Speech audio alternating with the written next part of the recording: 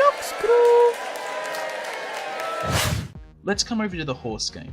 Horse course. The horse course. Now, this was built only about 4 days before the game show finished, and I mean, the game show was filmed. And one of the reasons that was because after lots of playtesting, we found that the game that I'd built here didn't really work. And it didn't work for camera reasons more than anything else. It was an archery game where you had 5 different players lining up in an archery range, kind of a bit Zelda style, where you had to hit a whole bunch of wooden pressure plates and wooden buttons, and you were just trying to get dispensers to shoot out glowstone and redstone so you could build a glowstone lamp and not be the last person to place your glowstone lamp down on a block. It was impossible for the cameras to really see what was going on, and you couldn't really actually see the dropped items, so there was no way to tell who was winning or losing. It just didn't work.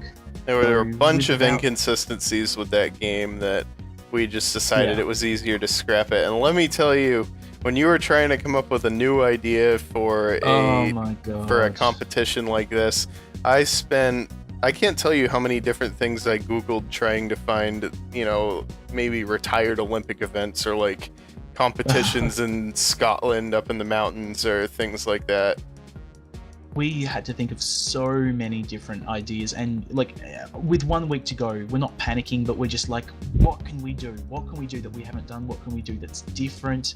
We went through so many really bad ideas. This ambulance actually spawned out of one of the other ideas that we had, which was freestyle parkour. Now, I did not come up with this idea. I'm not going to name names, but that was serious. That is the worst idea we've ever had. Freestyle parkour? Like, the person who suggested it said, yeah, we'll get somebody to judge who did the best parkour. To be fair, that idea was based on a previous suggestion by me where I thought we should make them ice dance and play them music and have them on an ice skating rink and have them going around and trying to do spins and twirls. But, I mean, the issue with that is when the game ends with one player being eliminated from the game show, you can't really throw that based on someone's, personal just opinion, whimsy. Yeah.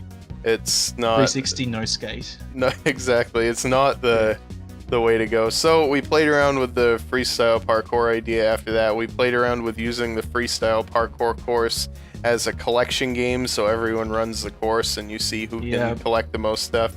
Didn't work. We had then we thought pushing games. We had like obstacle games. Now I think horse racing was about the second idea that we had, but we didn't realize that we'd be able to spawn consistent horses. Like, we knew that if we did a horse game, we couldn't just like randomly give them, here's a spawn a horse, because they all have different stats. Then it turns out, thank goodness, somebody said, no, I think you can actually do that. Plugins were the answer, and we got Vaxioite to include a horse thing in the plugin, and he spawned us all identical horses.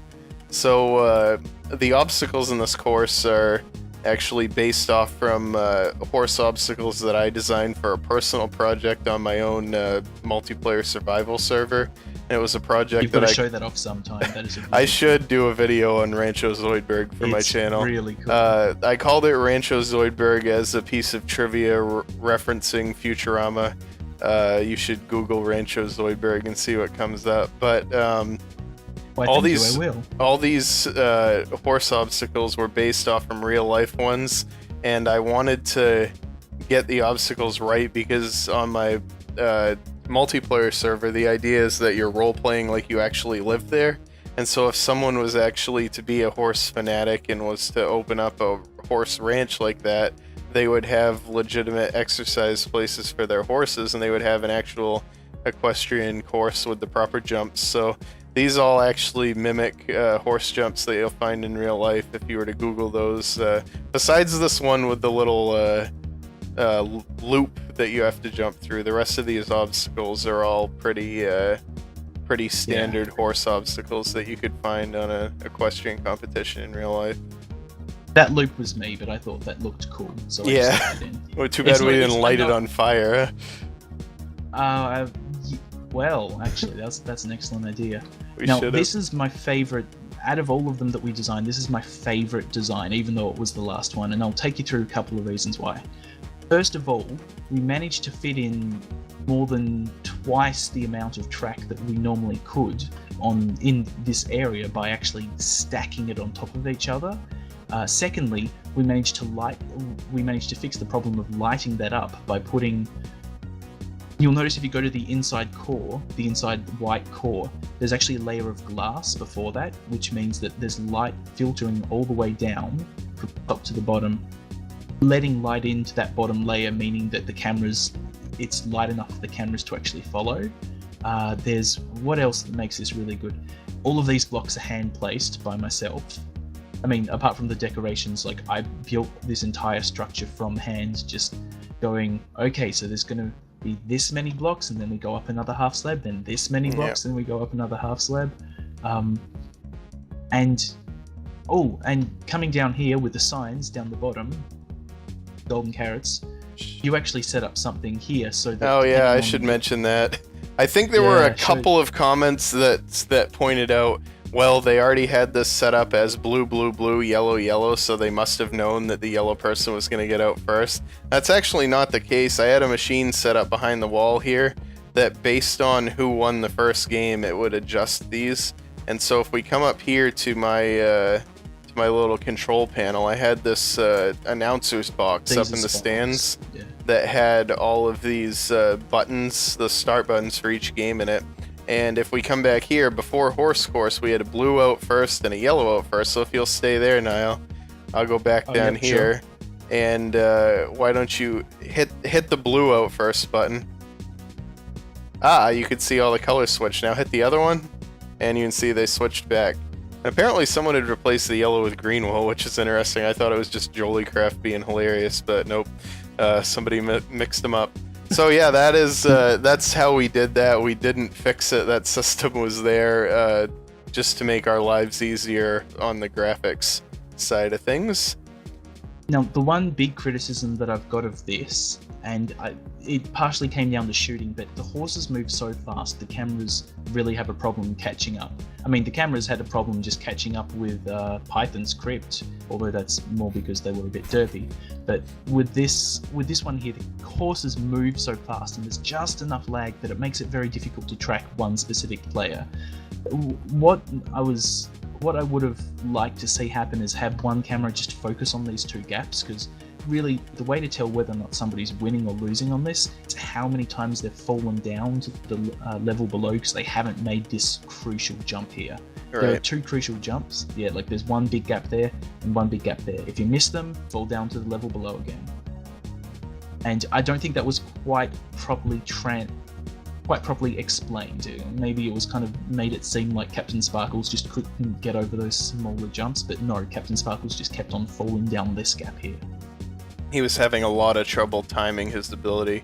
This was a nice design feature though, because we wanted to have a jump that you had to make to beat it, but we also didn't want you to be able to fall all the way to the bottom. So by just offsetting these jumps by just this little bit, if you fell down the top one, there was no chance of you falling down the bottom one as well, unless you were intentionally trying to do that. I don't think, given the design, given the parameters, we did the best job possible for this. Like this, and genuinely not like the best possible given the time frame, just this is a really nice build. I really enjoyed this game. I thought that it turned out as well as it could have, and I really think that it was the only way that we could have even done a horse race in the game show and had it be successful in this format. Okay, so now that we've finished talking about that, I will finally turn around and look at this. Ta-da! We did it! Now okay, let's address the sheep game. Now, Noxite already has, and I will come clean, the sheep game was my build. Now, I stand by the sheep game as a premise by itself, but I'm going to explain now why the sheep game didn't work. With every single game, it's essentially 1 versus 1 versus 1 versus 1 versus 1, except Spleef and the sheep game. Now with Spleef, that's okay. because you can gang up on each other because you're evenly matched. You've got 3 aside. The problem with the sheep game is you're not individually separated, which meant that you could always find ways to gang up or interfere with the other players. And when you're able to interfere with other players, but there's more players on one team than the other, that makes it unfair. And sure, there are different ways to balance depending on what game you're actually playing, but with the sheep game, it was really tricky to balance. And unfortunately, like, we struggled so much to come up for another game to replace the horse game. We knew that the sheep game would be a problem. We didn't know how big of a problem it was going to be. I mean, it blew up much bigger than we expected it would. Yeah, that's a point that I wanted to add as well, is that initially the sheep game wasn't the worst game. It was the second worst game behind the archery game. And if if that hadn't been the case, then we probably would have been trying to revisit the sheep game from a start over from scratch perspective instead of a let's just make it work as best as we can. So in hindsight, I mean, that the main issue with the game was the fact that you could have the potential to team up on the other team, and so we tried to counterbalance that by giving the team who was shorthanded a fighting chance, and it turned out to be really sort of an overpowered solution, which was unfortunate, but we're considering design perspectives on knockout games from a more logical base now than we did before. So while the sheep game didn't turn out well, I am glad that we did it, because it's going to cause us to not do things like that in the future, which is, you know, you learn from your mistakes, and as long as we're continuing to improve the things that we do, you can't complain about where it came from just because it's teaching us things. So that's good. Yeah, look, me too. I mean, I'm glad we did it, and like, all things considered, there is one thing that I liked about the sheep game. I finally got to introduce the Banjo-Tooie theme colors. I don't know if anybody of you have played Banjo-Kazooie or Banjo-Tooie, but whenever you had one of those little mini games, you'd always have red was worth 1 point, and green was worth 2 points, and blue was worth 3 points. And even though it was introduced in the second worst game of all time in the Noxcrew, at least I managed to introduce the Banjo-Tooie colors. They will be making a comeback, I assure you. Good. Okay, so that covers Noxgames from start to finish, and it also covers the Noxcrew Gameshow episode 6 from start to finish. So thanks for joining us, guys. I've been Avondale. And I've been Niall. Thank you so much, guys, for sticking around and checking out everything that goes on behind the scenes. There's so much more that you haven't seen. I wish I could show you everything else.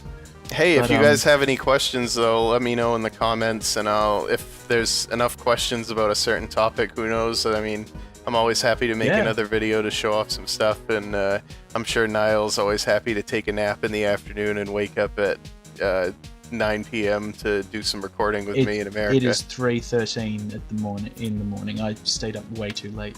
Yeah, and he's gonna work in 4 hours, so we're gonna let him go. But yeah, thanks for watching, guys. See ya. No worries. Bye.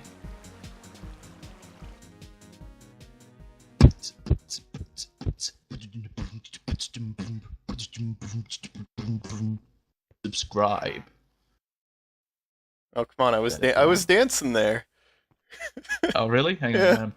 Explosion.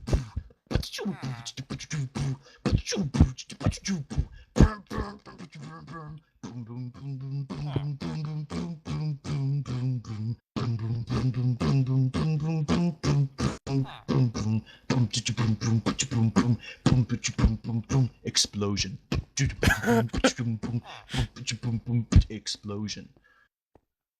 Okay. Club next week. That was the best. Niall with that was the best club music I've ever heard. Well, you know, at least you know what you're getting. Right. Just getting hyper aggressive, super stylized beats. That's right.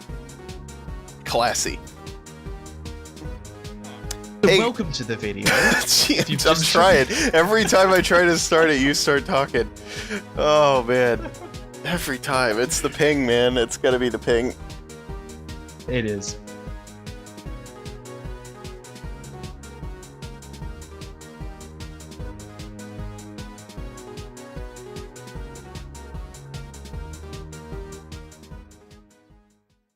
name names, but that was serious. That is the worst idea we've ever had.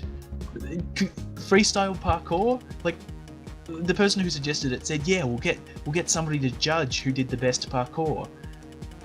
To be fair, that idea was based on a previous suggestion by me where I thought we should make them ice dance and play them music and have them on an ice skating rink and have them going around and trying to do spins.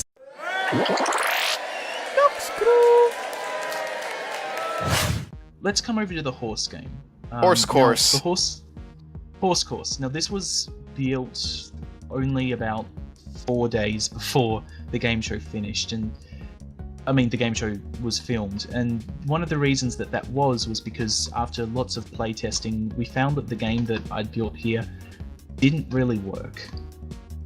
And it didn't work for camera reasons more than anything else. It was an archery game where you had 5 different players lining up in an archery range, kind of a bit Zelda style, where you had to hit a whole bunch of wooden pressure plates and wooden buttons, and you were just trying to get dispensers to shoot out glowstone and redstone so you could build a glowstone lamp and not be the last person to place your glowstone lamp down on a block. It was impossible for the cameras to really see what was going on. In Scotland, up in the mountains, or things like that. We had to think of so many different ideas, and like with 1 week to go, we're not panicking, but we're just like, what can we do? What can we do that we haven't done? What can we do that's different? We went through so many really bad ideas. This ambulance actually spawned out of one of the other ideas that we had, which was freestyle parkour. Now, I did not come up with this idea. I'm not going on, and you couldn't really actually see the dropped items, so there was no way to tell who was winning or losing. It just didn't work. There were a bunch of inconsistencies with that game that we just decided it was easier to scrap it. And let me tell you, when you were trying to come up with a new idea for a competition like this, I can't tell you how many different things I googled trying to find, maybe retired Olympic events or like competition